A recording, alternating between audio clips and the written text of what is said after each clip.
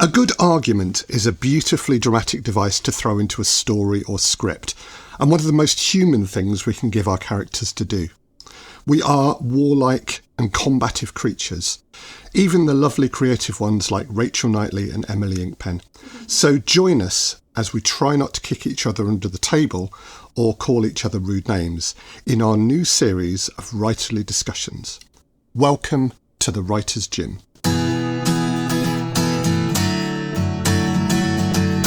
The Writer's Gym podcast.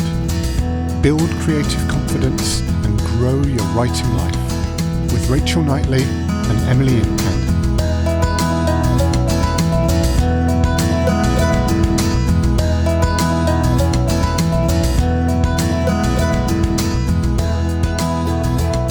Before we begin this episode of The Writer's Gym, where we're going to talk about animosity, we're actually going to have a friendly conversation. Rachel, this week you have something very special going on, don't you? We do. The Writer's Gym evolved from Green Ink Writer's Gym, which in turn evolved from Green Ink Theatre. And guess what the green is? Macmillan Cancer Support. I lost one of my theatre and university friends to cancer when we were 25, and something that I changed my life around was realising that I was hating my copywriting job. I wanted to do something writing and theatre-y in memory of her for her chosen charity. And that was how the Writer's Gym began to exist in the first place. So you're all already part of the story. But specifically, what this has all evolved into over the years is Green Ink Sponsored Write. And what happens is a team of developing writers who are members of the Writer's Gym and published authors and several people who are both come together under a theme, and that theme is always inspired by Macmillan Cancer Support's mission of quality of life for everyone affected by cancer. So this year's theme is Pleasant Lands. It's always something with a little bit of green involved. That's, as I said, that's green originally. That was because of Macmillan. Yes. It happens to be one of my favourite colours, but you know, that's the real reason is Macmillan. From my transcendental meditation, I'm aware that all things sort of come together as one. You know, when you find something authentic, it does tend to do that, which is kind of fun. But so this year it's Pleasant Lands, and that means whatever the writers want it to mean. It is always multi-genre. It is always everybody will come up with their own strange world, because that's what we're all here for. Yeah. And what then happens is we start writing at 10:30 on Saturday the 18th of October, and we stop writing at 5:30. We do have a lunch break. Everybody wanders off from their computers whenever they need to. And then we have 24 hours to edit. So whatever we've done, we're not sponsored for our word count, we are sponsored for our time. And if that is a 3-line poem, or if that is, as Kim Newman once wrote, a very, very, very long script, it is whatever you want it to be. And there are no rules in terms of that, except that you have to get it to me and my friend Steve Shaw, who runs Black Shuck Books and White Space Designs, and he makes it into a beautiful digital anthology. So it goes Saturday the 18th, write. Sunday the 19th, edit and send to Steve. And then Steve gets it out to everyone who sponsors us through the Just Giving page by 4:30 on the Monday. So the whole anthology goes from literally zero to hero to publish. From creation to publication in 48 hours. Wow. And I mean, let's talk a little bit more about the cause behind this. So you lost a friend to cancer. I mean, cancer is so prevalent that everyone is touched by it, aren't they? And it's Macmillan Cancer Support that are the beneficiaries of this. Yes, I chose it back in 2008-9 when it was starting, because that was Sophie's chosen charity. That was my friend's charity. I have since also lost my grandfather, 2 uncles, various friends, as we do as we go through life, and we see in different ways how each person's story is unique. But one thing that has come into it for me again and again is Macmillan are so diverse in how they help you. So Jennifer Style, one of our sponsored writers, who is a service user of Macmillan right now, she she was the first person to tell me about, they talk to you about your sex life, because that is so far down the list of things that people would think of. They will give you the help you need so that keeps going. And this, the way that it affects all of the facets of our lives, not just the obvious ones, is so significant. And I mean, the real reason for me was Sophie. I didn't know very much about Macmillan at all until then. But since then, obviously, I've learned more. The officers that I've worked with on this over the years have all just been so lovely, so committed. You'll all be meeting Andy. Andy Gould is my officer at Macmillan at the moment, and he tends to drop in and say hi to us or send us a message on social media if he's not actually there on the day. And there is community. When I talk about a writing community, I categorically mean it. And Macmillan and how they model that have been, they're to the side of what I've been doing with the Writers' Gym for all of these years. And it is something that I would be very grateful, obviously, if everybody just go to the Just Giving page, whether that is £1 or whatever you want it to be. Yes. There is no donation too small or too big. All you need to do is go to justgiving.com/page/Green Ink Sponsored Write 2024, and there it will be. And if you want to see that written down, it is in our show notes, but it is also on my Instagram, Dr. Rachel Knightley, and on my website, rachelknightley.com, and all of the obvious places, thewritersgym.com. Just you can always find it through everything, so come and find it. Thank you for organising it. I mean, that's an amazing thing to do alongside all the other stuff that you do. Thank you. I'm very happy that I found it, that this was an idea that needed to happen in the world, and please know that every quid you put on it is doing so much good, both creatively and for every aspect of what Macmillan does. So thank you everybody for being involved. Thank you sponsored writers, one of whom this year is Emily Inkpen, my co-host on the Writers' Gym podcast.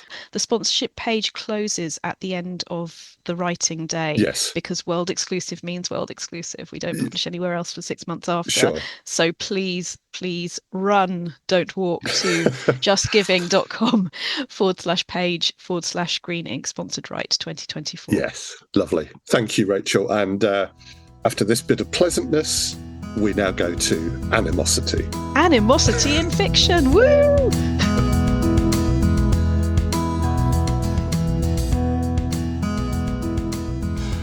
Rachel Knightley and Emily Inkpen. Hello. Hello. And welcome back to the Writers' Gym podcast. So how's summer and writing been since we last spoke? Writing has been pretty cool. Summer sadly hasn't. Summer has been evil and hot, and I don't approve. My writing has been mostly audio drama based, so I've been writing season 3 of The Dex Legacy. Yeah, I actually finished the draft 2 weeks ago now. And yeah, that's quite big. Finishing a season. A whole season? So how many episodes is that? 8 episodes and 7 interludes. They normally work out at about 40,000 words for a season of Dex. Which is like a small novel, isn't it? Yeah, it's a novella, really. I've had a nice little weird thing happen since finishing Winter Spring with you guys with Alternative Stories, where the characters had been sitting around with me for a very long time in different forms, in actually different stories. After recording that, I saw a call out for something that would fit that universe, so that universe has now started expanding based on a call. And don't you just love it when you've had a nice little kick in the right direction, and then you can respond to others as they come along and your universes do start building? It's so exciting. I'm pretty good at that. I had a conversation with a friend the other day and expanded the timeline of Dex by about 40 years. Yeah. Excellent. Yeah, it's adding to the to-do list, though, which isn't quite so excellent.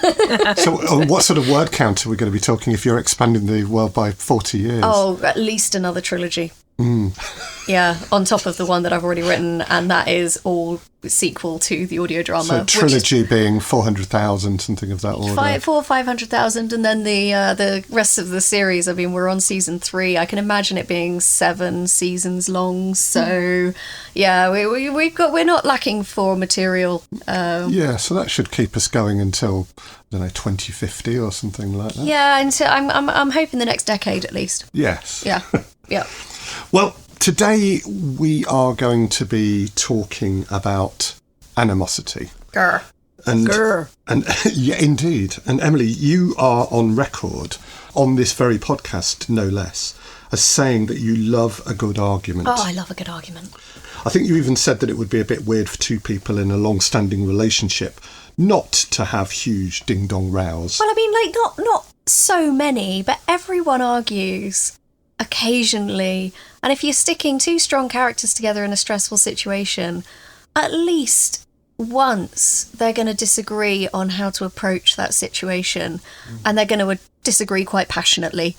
Yes. And they're going to challenge each other, and that's exactly how relationships should be. So it is my favourite thing, and honestly I can't think of anything less realistic than 2 strong characters being in a horribly stressful situation and agreeing every step of the way. And also because when you really care about somebody, when they matter to you, what they think matters to you. And that's why in romantic relationships, in close family relationships, we have such a rich variety of ways to piss each other off. Oh my God. And for it to matter in a way that it wouldn't if somebody that you didn't live with or love as deeply or know be for as as long. or know for as long. Yeah. It doesn't mean the same thing, because instead of responding to what was said, we're responding to what we think what was said represents, and we so want to be understood that we end up pushing each other away, and that is what floats my boat in fiction. Yeah, and you've got years of context to draw on. Years of it. So someone throws something at you and you're not just hearing that one statement, you are hearing the echoes of that statement back through your entire life history, and it just compounds the power of it. And then it's just glorious. Do you remember that thing you said in 2014? Yeah, exactly. This is just like in high school.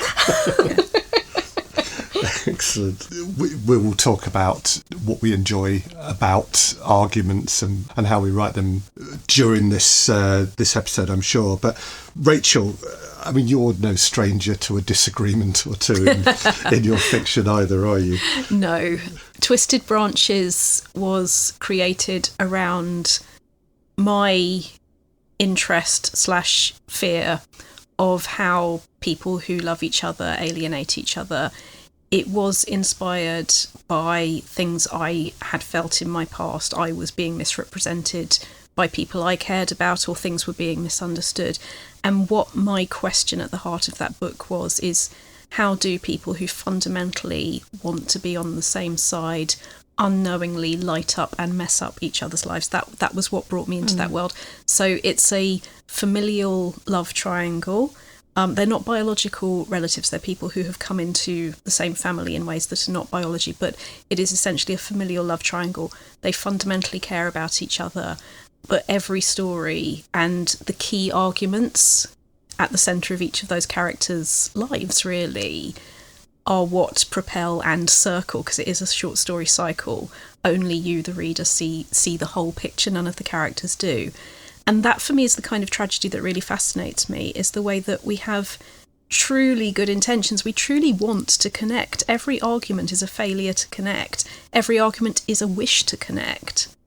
And yeah, that for me is everything that interests me as a writer, and obviously as a coach, it's what's going on as well. That the better you understand yourself, the more you're able to spot when you, as Emily was saying about families, when you're responding not to what's going on, but to your memories and triggers and trauma around what has been going on more widely. So you're not just responding to what's happening in the moment. And that again, that kind of fiction as well as that kind of reality is very much what interests me. And so I think a lot of your writing, as you've described there, it's animosity on a personal or familial basis. Yeah, so I'm less political than I think Emily is in terms of the Dex legacy of creating the framework, the matrix of what it slides into. I mean, honestly, I think I would argue that, with myself, not with anyone else necessarily, that when you see what's going on personally, you do see how it spreads out into society, into culture, into everything. But yeah, that's the angle that I'm mainly focused on. Well, if you are going to argue with anyone, this episode of the podcast would be the one to do it. Noted. It's on brand. I mean, to be honest, with my political sort of arguments, I mean, it's basically political arguments in decks are often personal arguments extrapolated onto a global scale. This is it, yeah. And so a lot of the time, I mean, Nathaniel Dex is very much a sort of chess master in terms of political sort of tampering and everything. But there are people in the political sphere that he will not deal with for very personal reasons. And those reasons, you know, I mean, like, this person could be offering to throw all the money in the world at them. And Nathaniel, and he'll just say, not interested. I am not doing business with that man. And the reason is so historic. It's so just personal and emotionally rooted. But it changes the way he does business sometimes. And I think that's one of his more human elements, really. He can hold a grudge. He really can. Yeah. And some of the finest fiction has involved grudges that last for years, for generations, and we can't even quite remember where this thing started, but we know we hate that that lot over there. There's a beautiful example in a recent Tom Cox novel, Villager. There's this wonderful section where it's a village notice board, but in the digital age, so it's essentially a chat room. And gradually, as you read down these brilliant in themselves examples of what everybody's saying to each other and the petty rivalries and point scoring, particularly in some of the kindest messages. Yeah. For example, could somebody check on this particular elderly couple? I never see them. And then the woman answers underneath, we're fine, thank you, Jennifer, everything's fine. And then another one, because they don't get out much anymore, and personally I'm worried, I can't go because of the kids. And then again, I'm right here. It's fine. But then gradually it becomes less naturalistic, and that there's a character who has been in the village a long, long time who starts getting involved, and you realise that the sort of petty, nuanced rivalries that are going on now also echo these almost folklorish ones that have been going on a massive scale in the same village for centuries, and he weaves all of that together. And I think, again, this is something I love, that again, it's an example of how no argument is just about that argument. It's about how these characters see the world and their place in it and their responsibilities. There are things that they do feel obliged to stand up for, and so does the other person. Yes. Yeah. And it's not as simple as just saying, we don't have to talk about that, or that doesn't matter, or... Yeah, pure good versus evil is kind of a luxury item in human psychology. Yes. I think in political terms, and obviously I'm looking at you now, Emily, because you do politics and I do politics, animosity and grudges on a global scale. On a global scale, yeah. Why do them on a small scale when you can have people lobbing bombs at each other over it? Well, over Let's not distances take and that oceans. quote out of context. This is a creative writing discussion.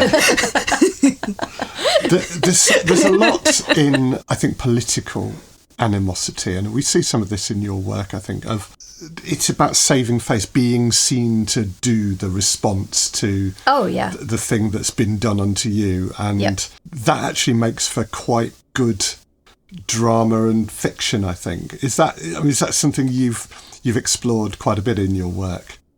Yeah, it's the sort of nods to acquiescence that happen. So what you're doing and what you're talking about doing doesn't actually matter that much, but they have to be seen to be doing something. They have to be seen to be responding, but not too much that if they then have to retract what's going on later, it looks like a complete turnaround. You know, it's tap dancing. It's always this assessment of how much is this going to impact our interests. Whether it's the right thing to do or not is almost completely irrelevant. You know, it's about sort of profit margins and GDP, and it's very sort of high level. And it's so petty, but with such huge consequences. It's the sophisticated end of a fight outside a pub at 11 o'clock at night. Exactly, isn't it, really? it is. And also it's the stuff that isn't said. So it's, I mean, like with Nathaniel in season 1 of The Dex Legacy, they obviously, episode 1, they drop this massive bomb which has devastating consequences. I mean, it's a genocide basically of an entire country. And later on, Nathaniel is called to this International Confederation of World Leaders to answer for his crimes. And he says, well, this is a circus, because within 1 week of dropping that bomb, I got calls from every major government putting in an order for one. Mm. So they're looking to allegedly punish me for something that they themselves want to have the power to do. Want a piece of. So it means nothing. This is all just a farce. It's a circus. It's just posturing. It's being seen to be seeking justice. It's being seen to do the right thing, but not actually giving a monkeys and actually being prepared to do atrocities. These last 2 examples, your village notice board, your Tom Cox's village notice. Global politics. I think they are strong examples because they are so well observed of things that actually go on in the world. So maybe the first thing that we would say to our listeners in this one is, if you want to write a good bit of animosity in your fiction, look at a bit of animosity in the world. Start small and then go global. Look at politics, look at the news and things that are going on. I think start small is such a good tip, because small can be seen very, very truthfully, that if there is something in front of you that you see happening or that you've experienced happening and you want to delve into that, that's such a good cure for getting your own way, by going, I have to have a good idea, I have to be original, I have to think of something nobody else has ever thought of, because doing that misses the point. Oh no, don't be original. Yeah, and this is something. I mean, we've gone into so much, and I'm not going to get on the soapbox. But in terms of the reminders of when we're feeling insecure, it can be so tempting to go to it's got to be a good idea, it's got to be an original idea. It hasn't. It's got to be a truthful response to the ideas that exist in you and in your world. And it's just hearing you say it like that, Chris. I think that is such an important point, that you take something small and you fictionalise it honestly. Or if you're memoiring, you memoir it honestly. Yes, that is how you get your first draft. That is way before all the, but what if so-and-so thinks this? Do I publish it, don't I? All those questions can stop people from ever finishing a single draft. But what you've just said there is exactly how they won't be stopped from that, how they will finish that draft. And with that in mind, actually getting through that first draft, I think you may both have said this, but I know Emily definitely has, that sometimes an argument, a really good row, can be a great thing to write if there isn't inspiration there for something a bit more subtle and nuanced. Just write a row, really throw it out there. I've used arguments before as narrative devices and character building, like character development moments, but you can pivot a plot on an argument. And, you know that going into an argument with somebody, 2 people can go in with completely different views, and by the conclusion of the argument, there can have been a moment of understanding. There can have been a moment. They are throwing ammunition at each other. I mean, that's what I do. I give my characters ammunition and then sit back and watch them lob it at each other. And normally both of them have got good points to make. And neither of them is wrong on every level. And my agent was doing an edit on my first novel, and his commentary through one of these arguments was wonderful, because he'd just make a comment saying, "Oh, that's a good point," and then the next comment would be, "Oh yeah, no, that is also a good point," and then you could see him sort of going backwards and forwards in what side he was on, who he was backing in this argument. And that's exactly how it should be when people have got something real to argue about, when people have got enough to actually fuel this argument and it matters and it's true, and they've got to the point where they're not holding back anymore and it is just all on the table. And those are the best. And then by the end of the argument, they get each other, because the stuff that they've been frustrated about is aired, and then they're like, oh, So that's what you're frustrated about. I'm frustrated about this. And the frustrations make sense. It's like, okay, yeah, I can see why that's frustrating. And then they're able to move forward in... Or you know, or not, the opposite of or redemption. Or It's kind exactly, of, and I'm never you going to can, talk to you again. Exactly, and you can pivot Yes. a relationship, and if you're doing character-driven novels, it's relationships that drive the whole thing. So you can pivot a whole plot on a really well-constructed argument. So a cure for a day when the inspiration isn't quite there, or writer's block, or whatever. Or you just want some fun writing. Write a row. Oh, Yeah. Write a row. I've been in the middle of writing a row before. Right, I used to write on the train when I was commuting all the time. And I remember I got home a couple of times and I just walked in, put my hand up and said, I'm in the middle of an argument. And I'd go up to my room and carry on writing until I'd finished the argument. And then I'd come down and my spouse Danny would be like, are you done arguing now? And I'm like, yeah. Argument done. It's all good. But yeah, It's interesting how that spills into the real world. And Yeah. I think that is such a writerly observation, actually, because you're in that world in your head, aren't you? In fact, in many ways, it's probably more real to you than the actual world around you, isn't it?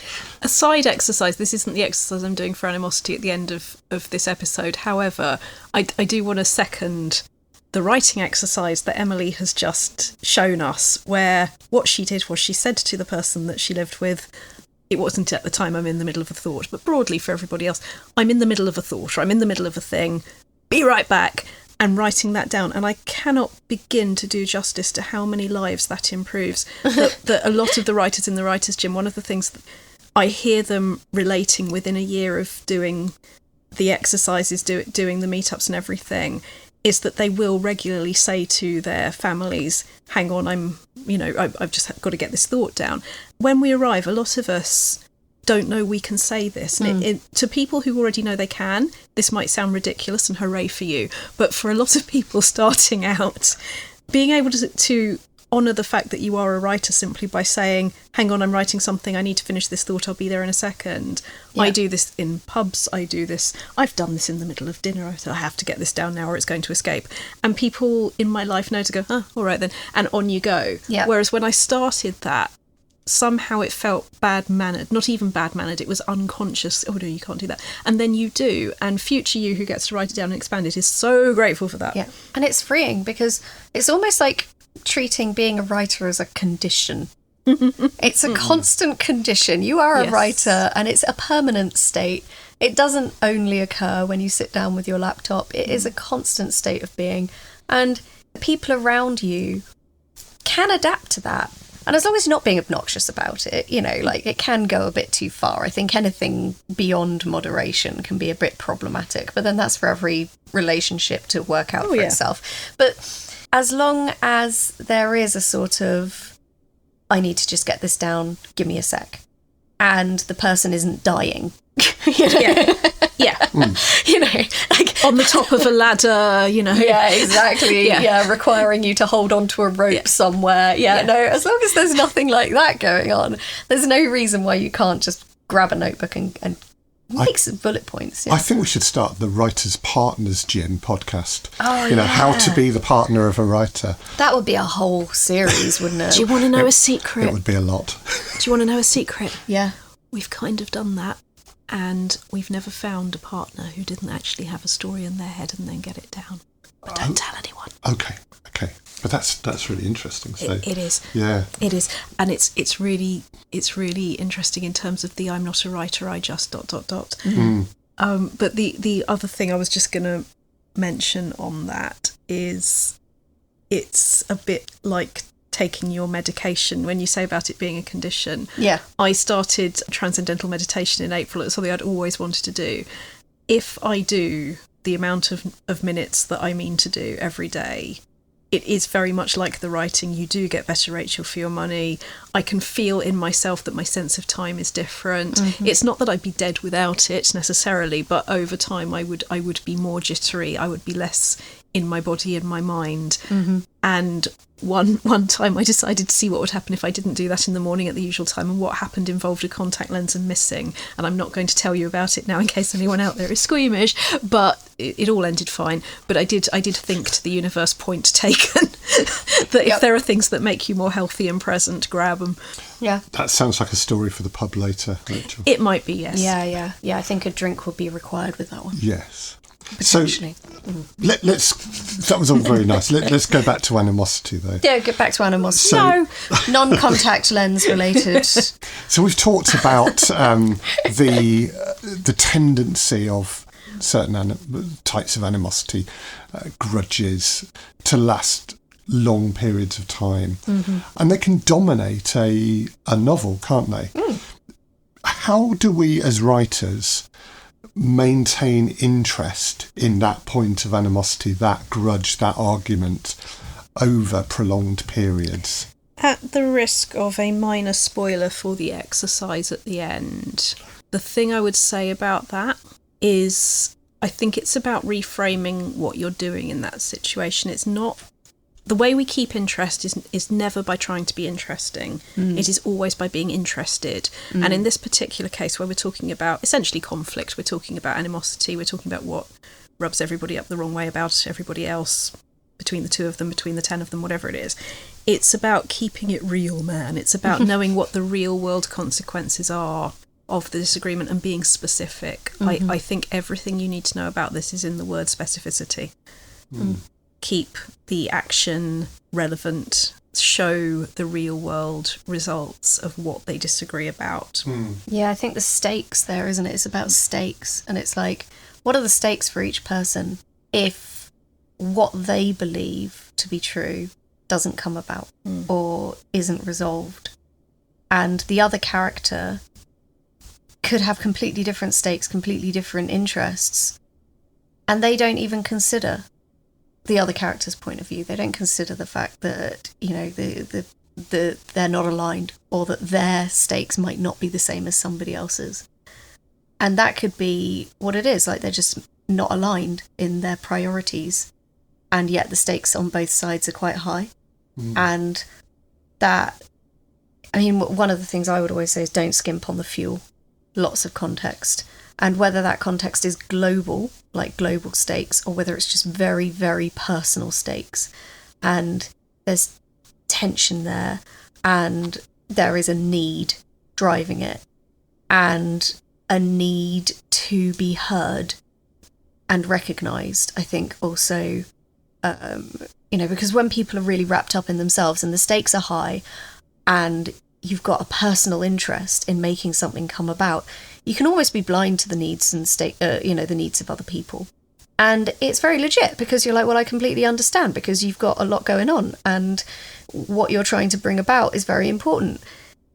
But so is what this person's doing. And, you know, and that also deserves to be explored. But you can see in a very human way why they're not meeting in that place, and why the friction is occurring. And yeah, so understanding the fuel, understanding the stakes on both sides, and understanding, you know, where those moments of friction occur. And it's the two levels of what's this about and what's this really about. Yeah. We don't in real life, unless we are coaches or involved in coaching, or therapists or involved in therapy, we don't necessarily sit there going, what is, or Stanislavski in acting, what is my objective and what are the obstacles? Yeah. And even if we do, we don't always necessarily notice the true answer underneath the answer we give ourselves. So people are working things out in their actions, and they think they need to do a certain thing for a certain reason, because then they will feel better. But actually, if they don't see what's really going on for themselves, then even if they get what they want, it won't be what they want, which is why quest stories are so successful. Yes. Yeah, One of the characteristics I think of a lot of arguments and conflicts is the weird thing that argument will do to communication between people. So communication can break down completely, or it can go into this mode where we're talking to each other, or shouting at each other, but I'm not really listening to what you're saying. No, you're pausing and waiting for your turn. You're not listening. You're kind of rehearsing what you're going to say without listening to what I'm saying. And so a realistic argument perhaps shouldn't follow the logic that you would expect an argument to follow, where you respond accurately to what I've asked you or whatever, or not just refusing to understand. One of the I just wrote this down. It's like, if you've got a long-term relationship or a relationship that has undergone some stress before, sometimes the argument could be about, you won last time, your situation was prioritised last time, it's my turn. It's my turn to win. It's my turn to win this. It's my turn to get my way and be prioritised in our relationship, in whatever dynamic that is. It's my turn. Therefore, it's never about listening to what the stakes are for the other person. It's about just winning. And that's the important thing there for that person. And then you've basically lost on every single level, both of you, but potentially. But like that, when you're a teenager and you've got, like, I mean, I'm a younger sibling. Okay, so my older sibling won quite often, and this was a point of tension and animosity sometimes. She would win in the most infuriating ways. And so that sort of, like, then when we had an argument, it was me just being like, no, it's me this time. I am right. And So going back to the longevity of grudges and animosities, would we want to make, as writers and trying to keep something interesting over a prolonged period, would we want that grudge to escalate or vary in how it manifests itself? Or is there some power in it just being the same old argument over and over and over again? The thing is, both of those are fantastic stories. In their essence, both those examples you've given are brilliant stories that you could write with any number of people and situations. I think it's about being unafraid to explore both of them, because there isn't a right way and a wrong way of doing this. There is only character development, and characters develop through the things that they experience and the conversations that they have and the life lessons, wrong as well as right, that they learn. So taking a Twisted Branches example. Actually, no, I'm going to take an example from Beyond Glass from my first collection, where in part one of The Other Woman that you're looking at identical twins, and you're in the head of the one who is sitting in her sister's living room, and she's thinking about how she has the same body, the same face, but she's the short twin even though they're the same height, and her sister is why she knows that her not knowing what to do with her hair is about her and not about her hair, because the sister has the same hair. And there's all these, in her mind, examples of how that person has won in so many ways. Now, it's not a story about war between them. It's very much them versus some very difficult and unfair and massive trigger warning domestic violence things going on beyond their relationship. And it is very much a story of friendship. But I think it's about how our assumptions about ourselves in relation to other people affect our behaviour. So both the examples that you gave there, Chris, are so human. I think it's not about saying which one do we take. I think it's about saying, get to know what questions your mind is asking and what situations to put these characters in. So when Emily talks about ammunition, that ammunition comes from who they are, where they are, what's going on for them. Grab it, explore it, and just stop doing it in your head and start doing it on the page. And out it will all come. Yeah. And that's when it will be unique, not because it's original and inverted commas good, but because it's true. And because it's you as a writer doing it, and your characters experiencing it. For the last few minutes of this episode, I am going to throw some quick fire questions at you about animosity in fiction. And the first one is, does animosity always have to have obvious and relatable motives?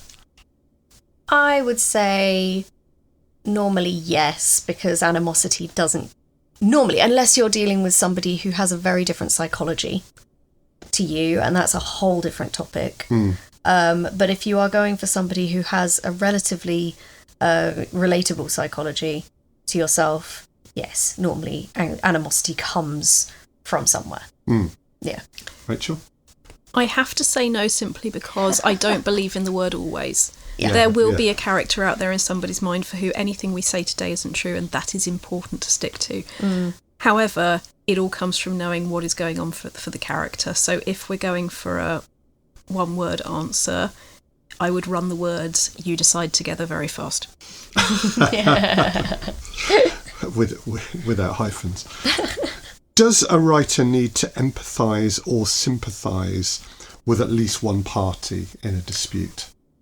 All parties. Yes, thank God. Yes. All parties. Everybody has to be right. Otherwise, what you have is Goodies and baddies. Yeah. yes is please miss, he started it. Yeah. Nobody cares who started it. We care whether you grow from it. We care about the story. Is that a yes from you as well? Oh God, yeah. No, everything. You need to understand both sides, and even if you personally think that one side is more right than the other side, there has to be a reason behind it, that the other person, that you can get behind it, that you can understand, and that it makes sense. And so the next question kind of is related to that, I think. Should writers seek to explain animosities? I don't know that I'd use the word explain. I would use the word illustrate, because explain can sound to people whose brains might otherwise go that way a bit too much like exposition. You've got to tell us what to think. Yes. Twisted Branches starts with a suicide note. It's called letter. It's sort of a letter. It's sort of a recipe card. But what it is someone saying, here's my version of this. And then the rest of the book does include bits of her version of it, but it also includes the other people's versions of it, and they all have versions of it. And it's a way of illustrating everybody's got their side. Good storytelling is not a finger-pointing exercise. It's not, here is somebody that pissed me off in my past. It is, here is a 3D character. Oh, look, here's another one. Oh, here are what colour the sparks are when we put them in the same room. Yeah. I think I would say, if not immediately known, because some animosity is really clear where it comes from the off, and you're like, okay, that's like it's a bias, or it's a ism, it's something entrenched or whatever. If it's not immediately known, then it's quite powerful if you just get drips of the reason, drips of the origin of this animosity throughout the narrative. But I would say that animosity is tiring to read. It's tiring to feel animosity towards another person. So I would say that normally it's satisfying to have a payoff moment. And either it sorts itself out, or the root is revealed, or suddenly everything just becomes clear, or there's like if you've got like a romantic thing and the animosity turns to romance, that is a very common twist, and that's satisfying because you've got all of this tension and pent up angst, and then normally there's a bit of an argument involved actually, and then the argument resolves and the people realize that actually they love each other quite deeply. And how far that scene goes is really dependent on genre, And the amount of time available to you. From science fiction to erotica. Don't you dare separate those two. And everything in between. Cyrotica. But I mean, to answer that, stepping away from the soapbox, in a further answer to that question, in explaining animosities, I have so many further answers to that question. We're not saying, reader, Emily was cross because of this. No. We're letting Emily explain that as a character. Or we're letting Emily say, it's not about that, it's absolutely not about that, it's about that thing, and the reader's going, no, it really is about that. Really is like about that, Yeah, exactly. Final quickfire question. Will a piece of writing have more power if we choose sides in an argument, in that we more obviously then have something to rail against? I suppose that's particularly if we have a hero journey type story. See, this is where unreliable narrators can be super fun, because you can really set it up to be quite a one-sided, obvious conclusion, and then suddenly you see that it's completely different from another point of view, and you realise as the reader, this person's the nutter after all. Actually, that is all very reasonable, and I didn't even think of that. And that is just a wonderful moment to play with. Other than that, you've got sort of black and white, like, you know, this person's trying to invade the world, or like, you know, it's trying to just sort of like Sauron, for instance, who is just like, I want to dominate all life on Earth. Well, there's not really much redemption with that, is there? It's just like, yeah, obviously this guy's the bad guy, because, you know, we quite like thinking for ourselves. And usually in sort of... I don't! global... Yes, we are all individuals. So, just before we come to this week's writing challenge, I wonder if either of you have got any examples of very well-written animosities in fiction. And because we are running a little bit short of time, maybe one each if you have them. Yes. So I've got...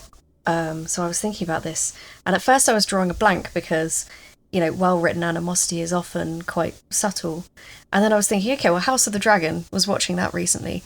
And the animosity between Alicent and Rhaenyra is really interesting, and it's these women in positions of power who are at such odds with each other, and them being like, them taking the position that they've taken has fueled this plot for so long. But they've known each other since they were kids, you know, like they were best friends for a very long time. They in many ways they love each other dearly, or they always did.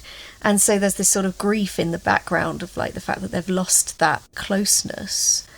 But in season, I think it was 2, are we on now? It's like the whole series sort of builds up to this standoff between them, where they realise where they have to sort of face the consequences of the positions that have been taken.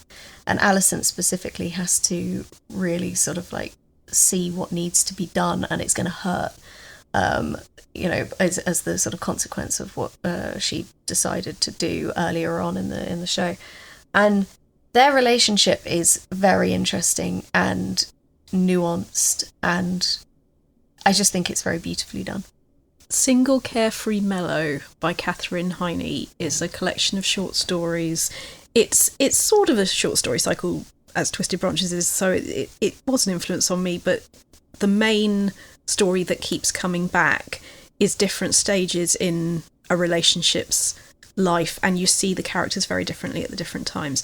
And the teenage sister of the boyfriend in that relationship, and the main character of those stories, how her relationship with that teenage girl changes, particularly as the teenage girl is convincingly and just so empathetically for me unaware that adults are people too at this point.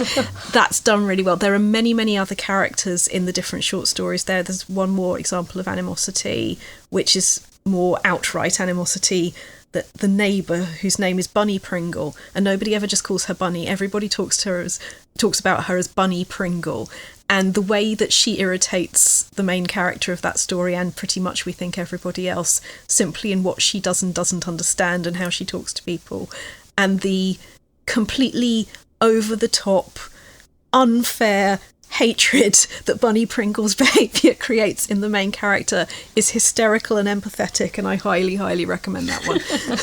One of the finer character names I've heard. Oh, a little bit Woodhouse, actually. Catherine Heine. Just Catherine Heine, everybody. Excellent. Love her. So, Rachel. Hi. An exercise or writing challenge? An exercise and writing challenge. Pick a final straw.